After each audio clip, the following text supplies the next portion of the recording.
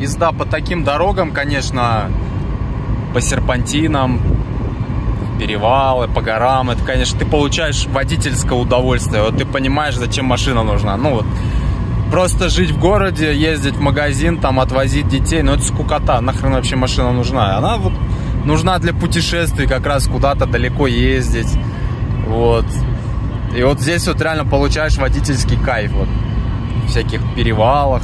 Вот для этого и нужно машину иметь, чтобы выбираться вот так, ездить куда-то.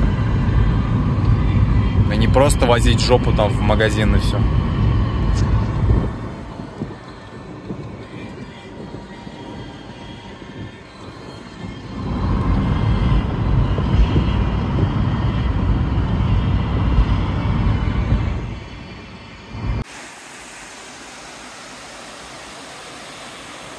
Сейчас ходим, ищем места. Мы заехали в Walmart, там в городок, там суета такая после гор, суета, жара в долине.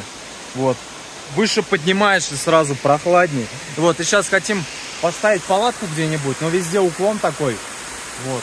И все-таки хотелось бы найти какое-нибудь место классное.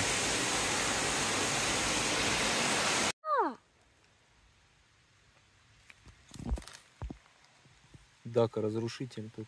Дака. Флора и фауна. Пойдем дальше. Сейчас грибов столько в лесу. Очень много. Всяких разных. Ой, смотри сюда.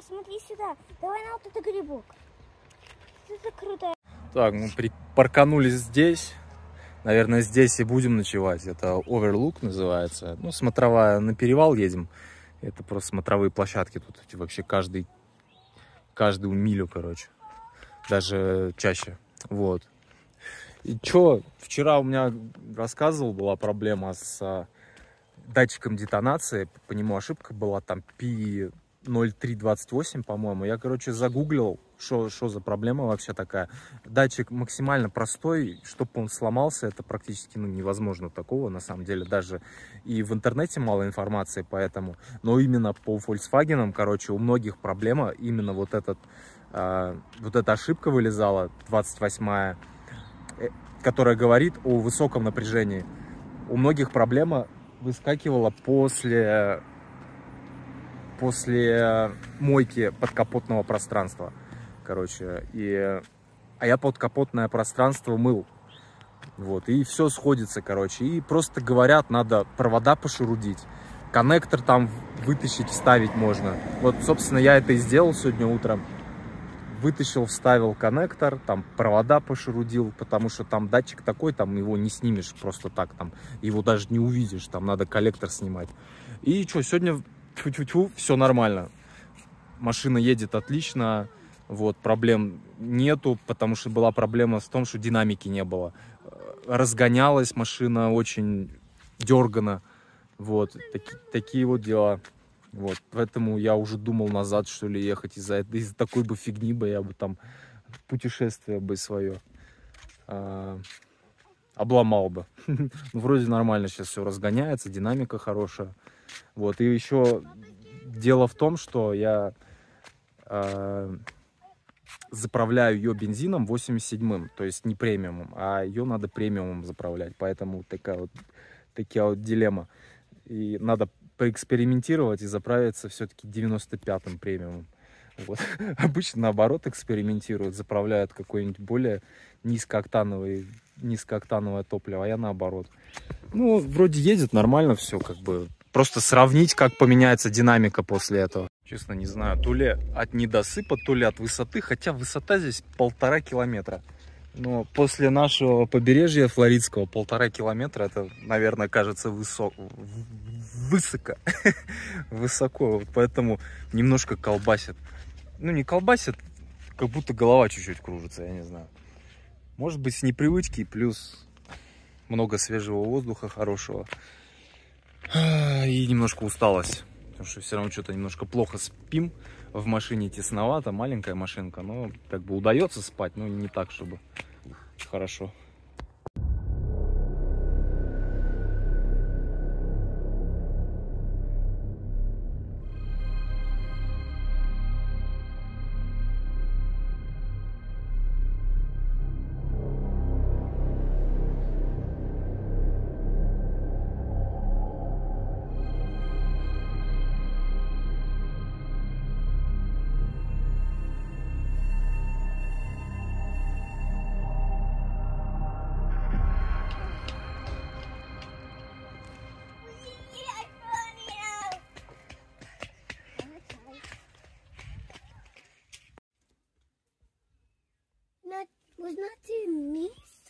Да, почти сюда.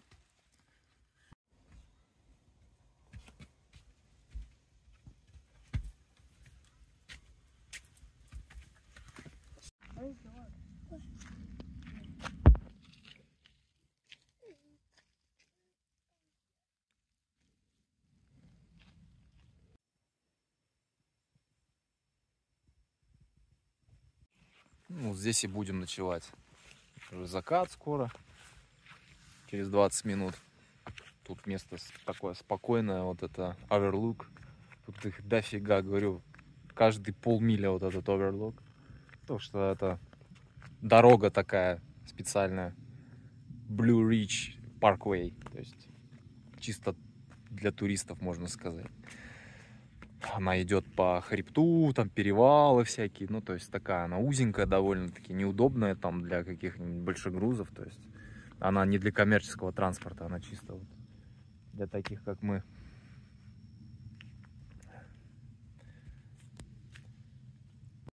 Так, ну вот мы уже приготовили спальное место. В принципе, уютненько все так вот сделано. Вот, втроем, конечно, тесновато, но спать можно. Пинаются детишки друг друга, меня. Все. У меня зуб упал. Да, Вадики, зуб вчера выпал. В гору как раз шли, с горы шли и упал зуб. И где-то в горах уже остался, да? Да, ты знаешь как? Я стукнулась, папа стукнулся, и потом я вот так сделала, и зуб. И потом упала. И потом зуб вот здесь упал. И потом у меня зуб сломался. Да.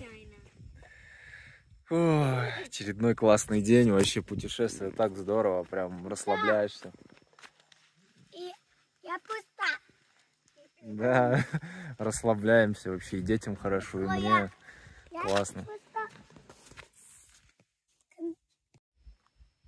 Вот, и так это сделала, и потом я вот...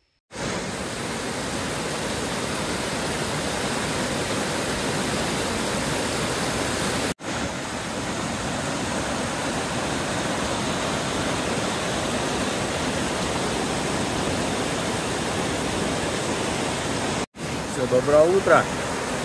Сегодня проснулись, поехали, хотели на трейл один пойти. Ну, я присмотрел, там какая-то каменная арка, огромная глыба. Но там паркануться негде было. Там, короче, вдоль дороги едешь, просто негде паркануться. И к тому же еще парковка платная. Ну, это ладно, но паркануться негде было. И вот, нашли другое какое-то место. Это не трейл, там чуть-чуть спустились.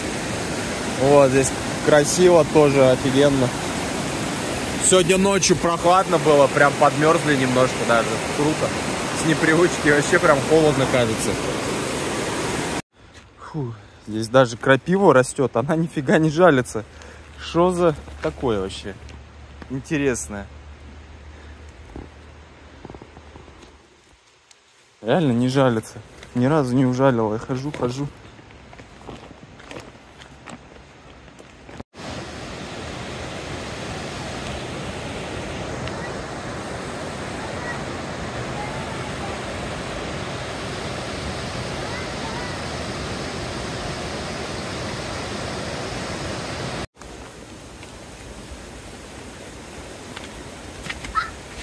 Осторожно, малыш.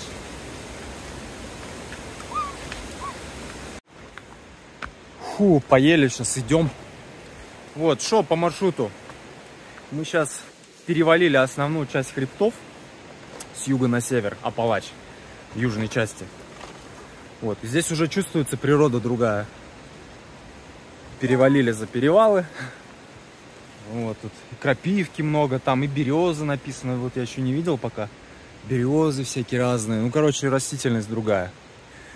Вот. И дальше уже, в принципе, таких гор у нас не будет. Вот.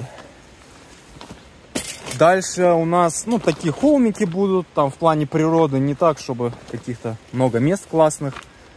Но посмотрим. Вот. Дальше мы будем двигаться к Великим озерам. До них еще где-то 500 миль. Через Огайо, Кентукки, Огайо.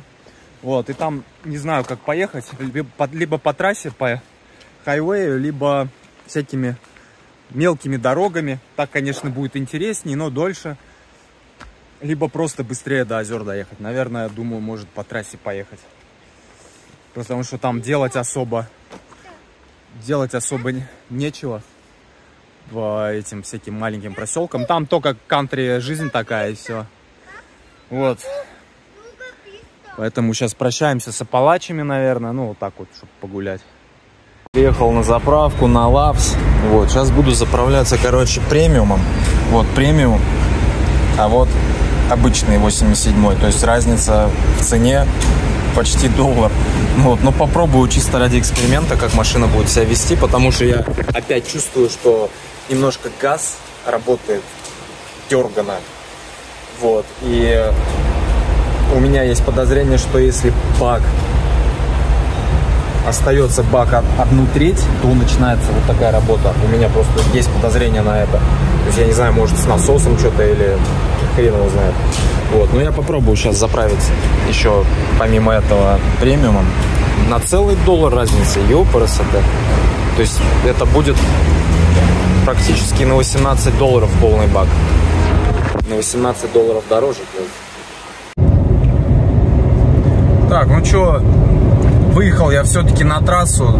Что-то подумал, да ну нафиг эти проселки всякие, там второстепенки, третьестепенки всякие, county road вот эти. Нафиг. С этими светофорами, горочками. Думаю, побыстрее доехать до Детройта, вот там, где начинаются озера, там, где путь по озерам у нас уже начнется вдоль дорог.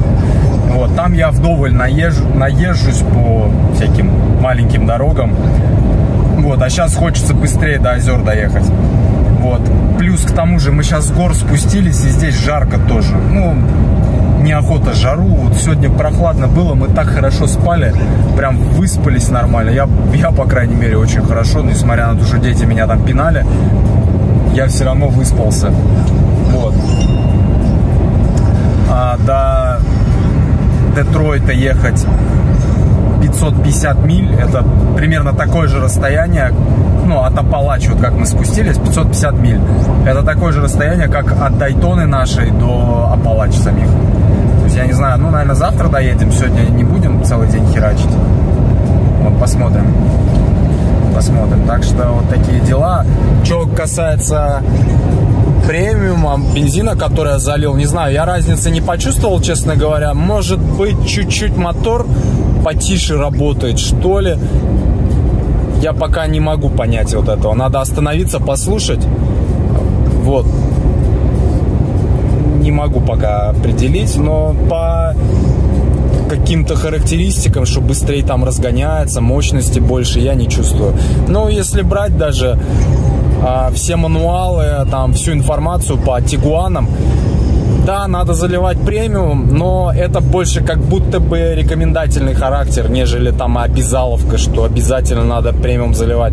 Потому что вот когда мне дали Infiniti покататься, там было написано премиум required, то есть обязательно, иначе там сразу пугалки начинаются, вот не может появиться неисправность мотора, все дела туда-сюда.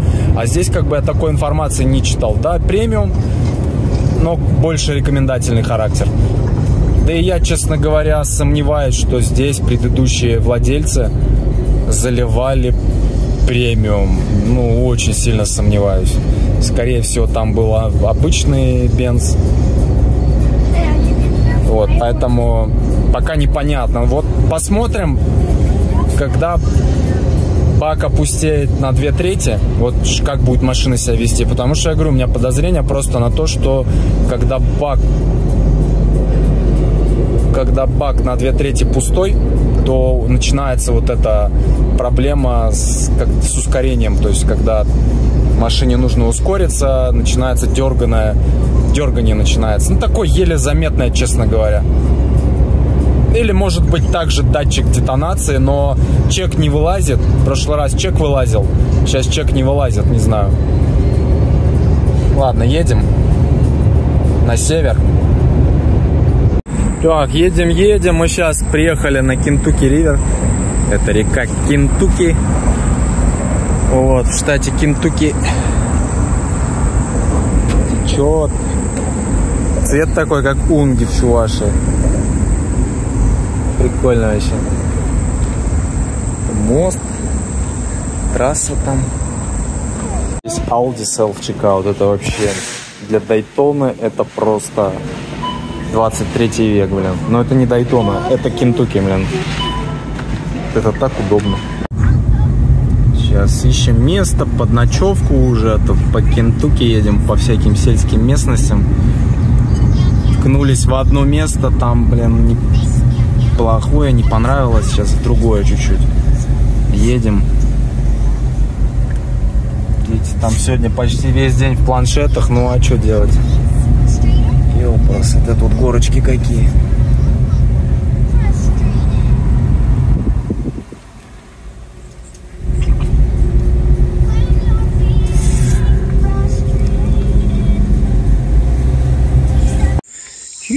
Приехали на такую речку. Вот это вот натуральная унга. Прикольно. Ну, вот такое место тут нашли под деревом. Не знаю, получится здесь проночевать, нет? Нравится место, малышка? Нравится? Устали сегодня, весь день ехали, да?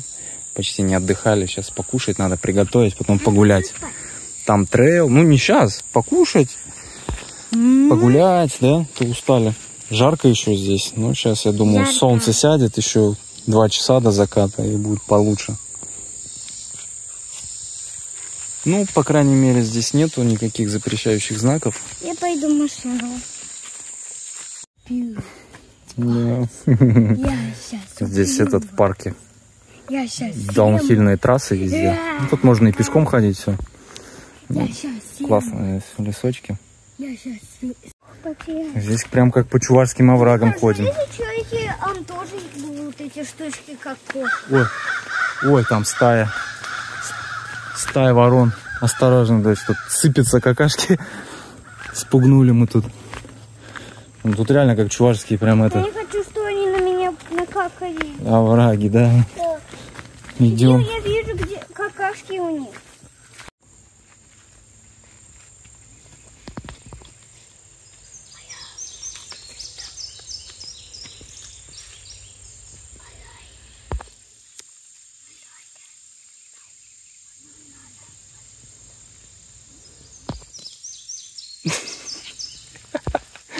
Ладно, пойдем, не пугаем его. Не будем его пугать. Скунсы. Скунсы такие сладкие ходят.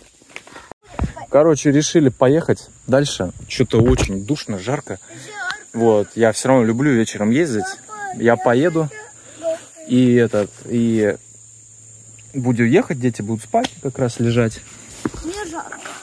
Да, потому что жарко. Нормально поспать вообще не получится здесь. Уже проверено.